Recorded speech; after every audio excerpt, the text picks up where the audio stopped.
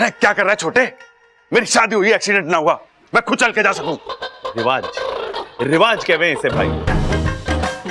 शादी की रात को दूल्हे को इसी तरह खींच के ले जावे हैं अंदर, और बीच बीच में ना ऐसे इस तरीके से हंसना भी पड़े हैं।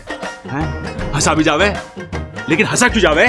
अरे यही सोच के कि ये लो एक और बेवकूफ फंस गया शादी के झमेले में। आओ। अरे चल रहे टाइटैनिक, हट बीच में से। नहीं, मैं आपको अंदर जाने नहीं दूंगा। अरे छोटे, समझा इसे, मैंने ममता से बकायदा शादी करी है। अब ये तो क्या, इसका बाप भी मुझे न रोक सकता। अंदर चलो, हट रहे बीच में से।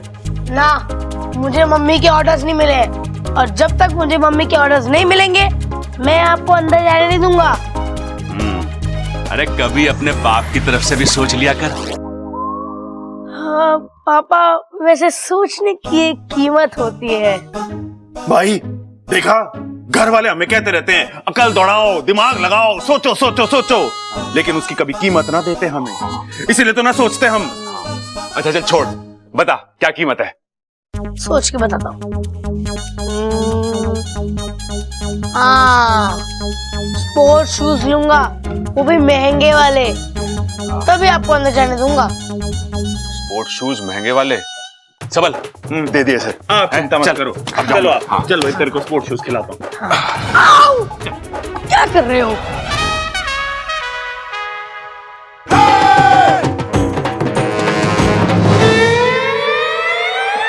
पर्दा है पर्दा, पर्दा है पर्दा, पर्दे के पीछे पर्दा नशी है, पर्दा नशी को बेपर्दा ना कर दूं तो। ये क्या कर रहे हो आप?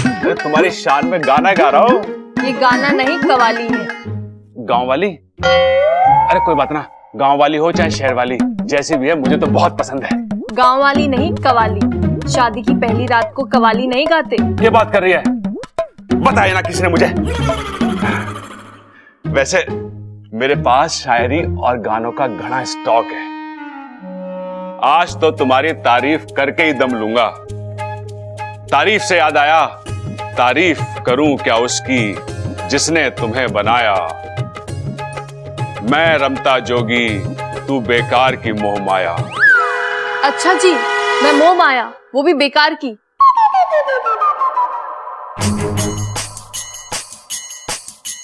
मैं थोड़ी ना पीछे पड़ी थी। अरे कोई बात ना, एक और शेर सुना देता हूं। मैं भी पहलवान का बेटा हूं, जब तक कुश्ती जीत ना लूं अखाड़ा नहीं छोड़ता। जब तक आप अच्छी वाली शायरी नहीं सुनाओगे मैं अपना घूंघट ऊपर नहीं करूंगी। ठीक है, मैं सुनाता हूं। हंसते रहो आप हजारों के बीच में, जैसे हंसता है फूल बहारों के बीच में। रोशन हो आप दुनिया में इस तरह, जैसे होता है चांद सितारों के बीच में।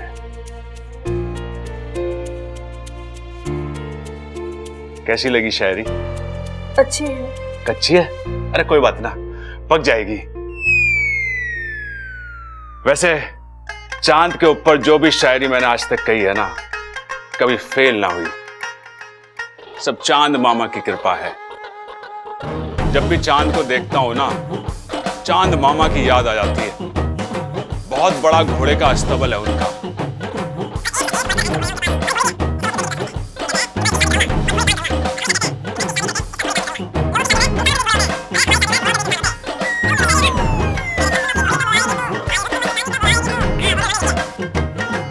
चांद मामा ने लिखी है।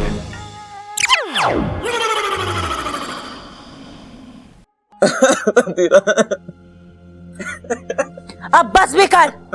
ऐसे रो रहा है जैसे तेरा कोई अपना इस दुनिया से चला गया हो। धीराज मेरा अपना ही था, मेरा जिगरी दोस्त था, और आपने उसे... हाँ तो क्या करती? पूजा करती मैं उसकी। किसी काम का नहीं था वो, उसकी सारी शक्तियां खत्म हो चुकी थी, धरती पर बोझ था, कम कर दिया। आप कुछ भी बोलिए, आपने मेरा दिल तोड़ा है। वाह नागेश, अनजाने में सही पर कमाल की तरकीब दी है तूने मुझे। कैसी तरकीब? ये बात तो तय है कि इच्छा का दिमाग हवा से भी तेज चलता है। उसे हम दिमाग की लड़ाई में तो हरा नहीं सकते। अब हम उसके दिल पर वार करेंगे। इच्छा का दिल टूटेगा, इच्छा अपने आप कमजोर होती चली जाएगी। मतलब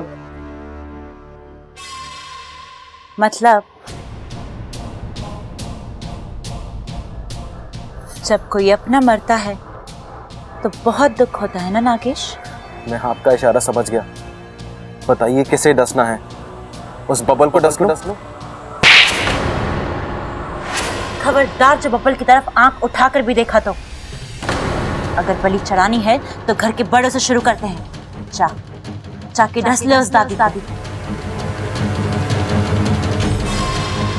दादी इस घर की नींव है। जब वो टूटेगी तो ये घर अपने आप बिखर जाएगा।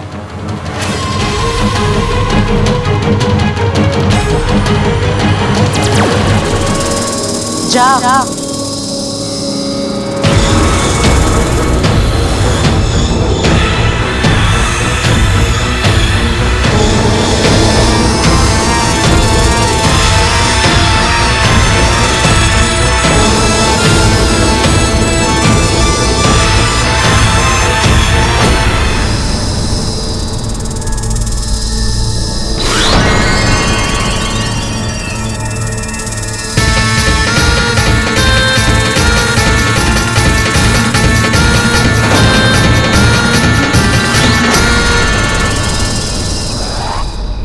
बधाई हो इच्छा, तुमने बुद्धिराज को खत्म करके ये साबित कर दिया है कि मेरी सपोली सिर्फ समझदारी नहीं, बहादुर भी है।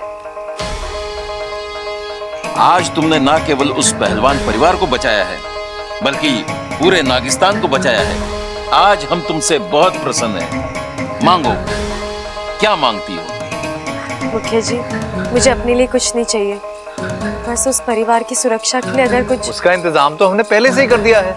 बब्बल के पूरे परिवार को हमने नाग कवच से सुरक्षित किया है। अब किसी भी नाग का विष इस परिवार पर कोई असर नहीं डाल सकता। बहुत बहुत धन्यवाद गुरुजी। इसकी क्या जरूरत है इच्छा? हम उन पर कोई एहसान नहीं कर रहे। उस परिवार ने भी तो हमारी सपोली के लिए कितना कुछ किया है। लेकिन सपोली, तुम्हें एक बात का खास ख्याल रखना है। वो नाग कवच सिर्फ जहर से रक्षा कर सकता है। अगर किसी और तरीके से वार किया गया तो शायद। और जहां तक मैं विशाल गढ़वालों को जानता हूं, वो शिकस्त खाकर चुप बैठने वालों में से नहीं है। वो पलटकर वार जरूर करेंगे और इस बार का वार ज्यादा भयानक होगा। जानती हूँ मुखिया जी, विशैलगढ़ वाले उस परिवार को सीढ़ी बनाकर मुझ तक पहुंचना चाहते हैं। वो कुछ भी कर सकते हैं और इसलिए तो हर पल मैं साए की तरह उस परिवार के इर्द गिर्द घूमती रहती हूँ।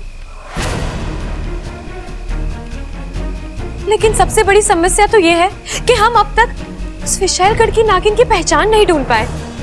वो कौन है और मेरे पीछे क्यों पड़ी है?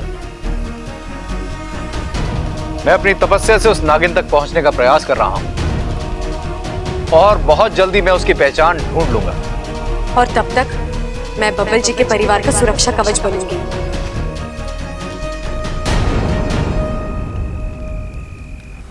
देख सपोली, मुझे तुझ पर पूरा भरोसा है, पर एक बात मैं जानती हूँ, चाहे नाग हो या इंसान, जहाँ दिल की बात आती है ना, दोनों ही खुद पर काबू नहीं रख पाते।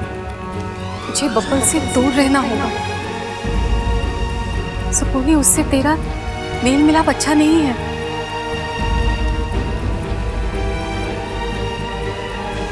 जानती हूँ माँ, और मैं कोशिश कर रही हूँ। आपकी सपोली आपका भरोसा कभी नहीं तोड़ेगी।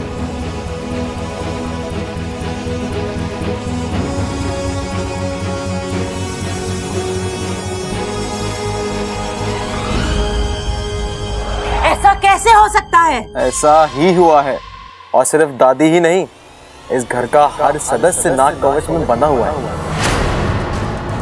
अब मैं तो क्या, दुनिया का कोई नाग इनका कुछ नहीं बिगाड़ सकता। अच्छा, तो ये चाल चली है इच्छा ने। कोई बात नहीं, जहर के अलावा और भी हथियार होते हैं। इस बार मैं ऐसे हथियार का प्रयोग करूंगी जिससे आज तक ना कोई बचा है ना बचेगा। ऐसा कौन सा हथियार है?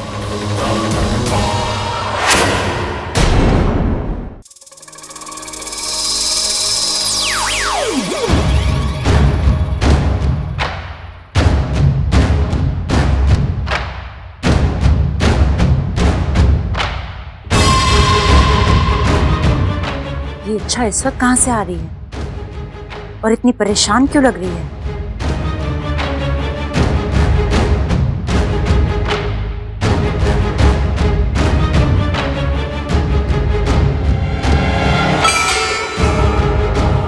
हो ना हो ये इच्छा का वही साथी है जो उसकी हमेशा मदद करता है। कुछ तो पकड़ा है दोनों के बीच में, सुनना पड़ेगा क्या। अच्छा, मुखिया जी और गुरुजी ने हमारा आधा काम आसान कर दिया। हाँ, अब बबल जी का पूरा परिवार नाग के जहर से सुरक्षित रहेगा। बाबू, मुझे गर्व है कि मैंने नागकुल में जन्म लिया है। ऐसे नागकुल में जहाँ के नाग अपनी शक्तियों का उपयोग विद्या या कार्य के लिए ही करते हैं। अब मुझे पूरा यकीन है मैं अपने अभियान में जरूर कामयाब होंगी। लेकिन अब तुम्हें अपना भी ख्याल रखना होगा। एक बात पर शायद तुम गौर नहीं कर रही हो, जिसे मैं बार बार देख रहा हूँ और महसूस भी कर रहा हूँ। कौन सी बात वाकू?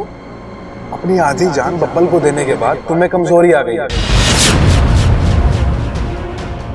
शायद इसी वजह से बुद्धिराज से लड़ते वक्त तुम बार बार मात खा रही थी, और शायद इसीलिए तुम्हारी मदद करने के लिए और तुम्हारा खतरा कम करने के लिए नागिस्तान वालों ने इस घर को नाग कवच देने का फैसला किया। शायद तू सही कह रहा है वाकू, अब मैं अपना ख्याल रखूंगी। अच्छा, तुमने जो किया अपने प्यार के लिए किया, अपने बब्बल जी के लिए किया, क्योंकि वो तुम्हारे लिए बहुत अहमियत रखते हैं। लेकिन इच्छा, ये मत भूलना कि हमारी जिंदगी में भी तुम्हारी बहुत अहमियत है। तुम हमारे लिए बहुत मायने रखती हो। अगर तुम्हारे साथ कुछ भी गलत हुआ तो हम बर्दाश्त नहीं कर पाएंगे।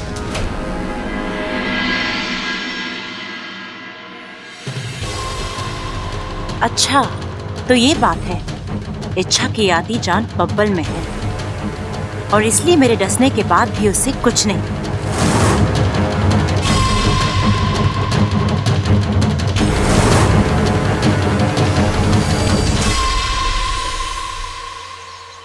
आओ अगवान, जाओ। विशेलगढ़ की राजकुमारी तुम्हें बुला रही है। मुझे तुम्हारी मदद की जरूरत है अगवांश। अपनी आग अपने साथ लेकर आओ। आओ।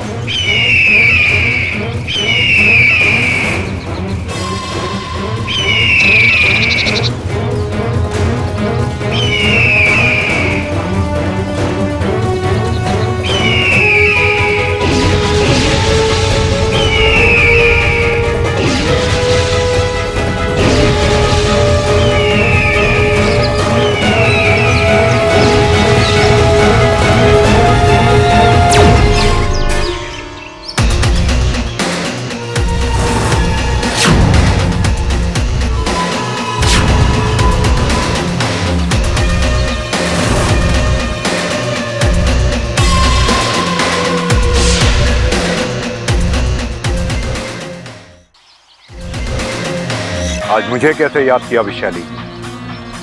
अगवान, एक परिवार को ध्वस्त करने के लिए मुझे तुम्हारी मदद की जरूरत है। तुम्हारी शक्तियों की जरूरत है। तुम ज्वालामुखी पर्वतों पर रहने वाले एक इच्छाधारी बाज हो, मूर्तिमंत आग हो। तुम्हारी आंच से आज तक कोई बच नहीं पाया है। तुम्हारी इसी शक्ति का प्रयोग मैं उस परिवार पर करना चाहती हूँ। जलाकर राख करना चाहती हूँ उस परिवार को। आपका आदेश मेरा कर्तव्य है।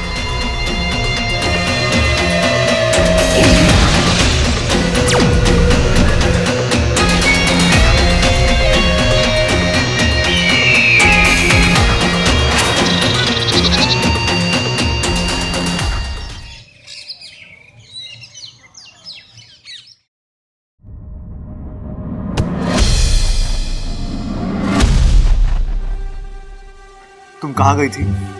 कुछ जरूरी काम था। ऐसा कौन सा जरूरी काम निकल आ गया फिर से? कम से कम मुझे तो बता कर जाती। आपको? मेरा मतलब है तुम घर में किसी को तो बता कर जाती। एक मिनट, मेरे कुछ निजी काम भी तो हो सकते हैं और जरूरी नहीं है मैं अपनी हर एक चीज हर एक के साथ शेयर करूं। और हाँ, मुझे बिल्कुल पसंद नहीं कि घर आते ही मेरी कोई परेड लगाए। इसमें परेड की कौन सी बात है? सीधा सा सवाल है, सीधा सा जवाब दे दो। टेढ़े जवाब क्यों दे रही हो? अगर मेरी सीधी बातें किसी को टेढ़ी लगती है तो इसमें मैं कुछ नहीं कर सकती। अच्छा, इच्छा के तो तेवर ही बदले हुए हैं। Bubble ji, I am sorry. मेरा मतलब कि मुझे आप दोनों के बीच में आना नहीं चाहिए था, पर वो आपसे जिस तरह से बात कर रही थी। अमृता, मैं संभाल लेता। ये हमारा आपसी मामला है, तुम बीच में मत पड़ना। अगली बार ख्याल रखना प्लीज।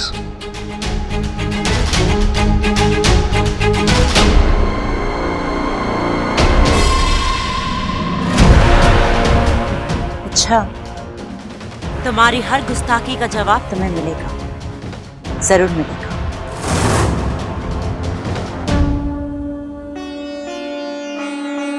ममता, आज शादी के बाद तेरा पहला दिन है, इसीलिए पूजा आज तू शुरू करेगी। जी दादी जी।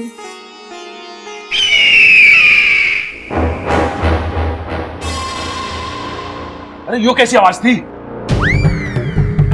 तुझे सुनाई दिया? माँ, इसको सुनाई दिया आज। अरे बड़ी डरावनी सी आवाज थी। अरे ना ना, हल्का सा आवाज का झोंका था। तू ममता पे ध्यान दे, पूजा पे ध्यान दे। पूजा, ममता जाके सबसे पहले घी का दिया जला। जी दादी।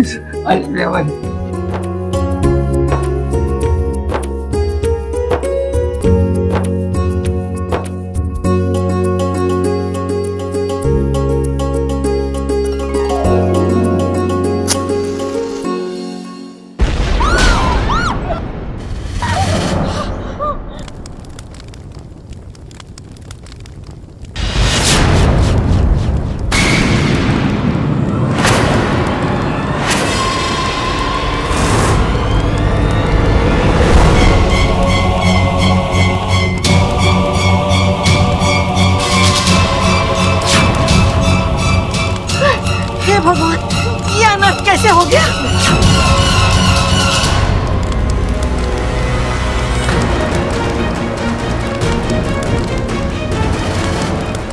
अरे प्रबल, जाके पानी लेके आ। आग बुझाओ। ये आग लगी कैसे? बड़ी तेज लगी है पिताजी, थोड़ी गर्म है ये, लेकिन ये केसर वाला रंग बड़ा जच रहा है इस पे। अरे बावले, खड़क ये नहीं पूछ रहा कि आग अच्छी है या बुरी है, खड़क ये पूछ रहा आग लगने की वजह क्या है। अरे कैसी बातें कर रही दादी, ये कब पूछा पिताजी ने? बबल जी संभाल कर।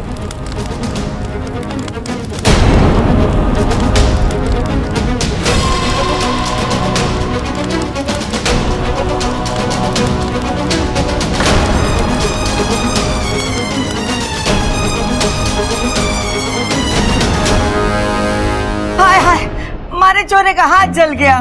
जल गया कि? हाँ, मैं ठीक हूँ। बब्बर, तू डर मत, तू एक पहलवान का बेटा है, तुझे कुछ नहीं होगा। मैंने अपनी जवानी के दिनों में कई बार आग की लपटों के बीच में पहलवानी करी है। खड़क, तेरा डींगे ठोकना बंद हो गया तो चुप कर।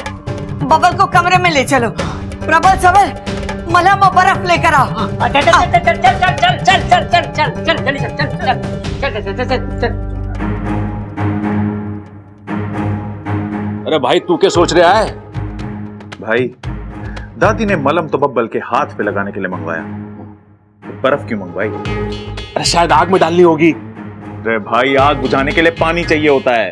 बर्फ लाएंगे कब, वो पिघलेगी कब, उसका पानी बनेगा कब, आग बुझाएंगे कब? कैसी बातें कर रही दादी यार। ये तो मैंने सोचा ही ना।